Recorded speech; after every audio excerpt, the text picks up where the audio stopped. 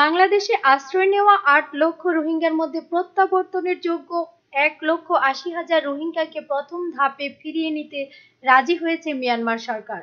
শুক্রবার ৪ এপ্রিল সন্ধ্যায় প্রধান উপদেষ্টার প্রেস উইং থেকে পাঠানো এক বার্তায় এ তথ্য নিশ্চিত করা হয়েছে। এতে বলা হয়েছে, মিয়ানমার কর্তৃপক্ষ বাংলাদেশকে নিশ্চিত করেছে যে বাংলাদেশে আশ্রয় নেওয়া ৮ লক্ষ রোহিঙ্গার তালিকা থেকে তারা ১,৮০,০০০ রোহিঙ্গাকে মিয়ানমারে প্রত্যাবর্তনের জন্য যোগ্য হিসেবে চিহ্নিত করেছে।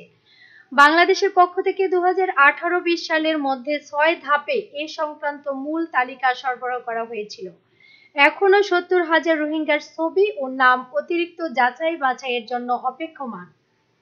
শুক্রবার ৪ এপ্রিল ব্যাংককের ষষ্ঠ বিমস্টেক শীর্ষ সম্মেলনের ফাঁকে এক বৈঠকে মিয়ানমারের উপপ্রধানমন্ত্রী ও পররাষ্ট্রমন্ত্রী ইউ থান সুয়ে বাংলাদেশের প্রধান উপদেষ্টার উচ্চ প্রতিনিধি ডক্টর খলিলুর রহমানকে এসব তথ্য নিশ্চিত করেছেন। রোহিঙ্গাদের ফেরানো ক্ষেত্রে প্রথম এই ধরনের নিশ্চিত তালিকা, যা রোহিঙ্গা সংকটের দীর্ঘস্থায়ী সমাধানের দিকে একটি বড় ধরনের পদক্ষেপ। মিয়ানমার কর্তৃপক্ষ নিশ্চিত করেছে, মূল তালিকায় থাকা অবশিষ্ট ৫,৫০,০০০ রোহিঙ্গার যাচাই বাছাই দ্রুততার সঙ্গেই শেষ করা হবে।